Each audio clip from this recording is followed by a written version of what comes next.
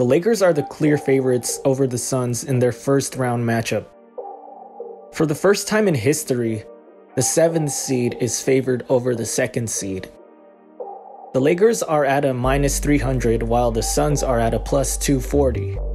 Vegas and the rest of these oddmakers are almost always right, because they have every incentive to be. So why is everyone so sure about the Lakers winning? Well, everyone knows that the Lakers aren't a true 7th seed. The only reason they've dropped down so far in the standings is because both their superstars missed significant time due to injury. But now, they're both back and playing at a high level. They're the defending champs and their roster is even more talented this year. Now let's talk about how these two teams in particular match up. Just on paper, the Lakers are the more talented team. It's no secret that the Suns' main source of offense is their all-star backcourt of Chris Paul and Devin Booker.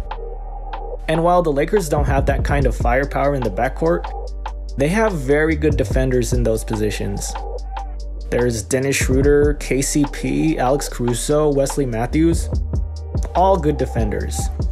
And while there's no stopping superstars like CP3 and Devin Booker to an extent, except maybe a double team, they can definitely make their job a lot more difficult.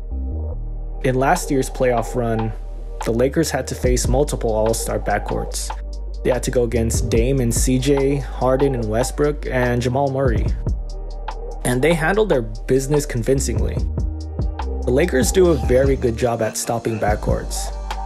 They're the #1 defense for a reason. Now let's look at the front court. The Suns have absolutely no answer for the Lakers. Obviously, you got the two juggernauts of LeBron and AD who are just freaks of nature. Nobody can match up with them. DeAndre Ayton has been solid for the Suns, but I think Andre Drummond matches up with him pretty well. But what makes the Lakers so dangerous is their versatility at center. The Suns like to go small when Ayton sits, so the Lakers have multiple options. They can go small and play Montrezl Harrell, or even go to their trump card and play Anthony Davis at center. If the Suns decide to go big and play Frank Kaminsky, unlikely, but if they decide to do that, the Lakers can answer with Marc Gasol.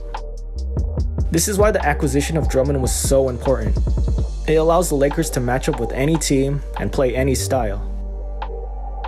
And probably the biggest reason why the Lakers will win this series is the difference in experience between these two teams. The Suns haven't been to the playoffs in years. This will be the first playoff action for a lot of these players. CP3 is the biggest reason they're in the playoffs this year, and even he only has been to the conference finals once. For a while, it was even a running joke that he never made the conference finals. Meanwhile, on the Lakers side, they have LeBron James, who's been to the finals nearly every damn year. In his entire career, he's been to the finals more than he hasn't. That's just crazy. Oh yeah, did I mention that the Lakers are the defending champs? So pretty much everyone on the Lakers is a champion. So not only do they have playoff experience, they have championship experience. They just won the championship, a few months ago? So they're very familiar with the playoffs and they know what it takes to win a championship.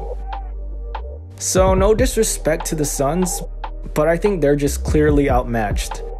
The one thing that they do have going for them is that they've been playing together at a high level for a longer time than the Lakers. The Lakers are still figuring things out.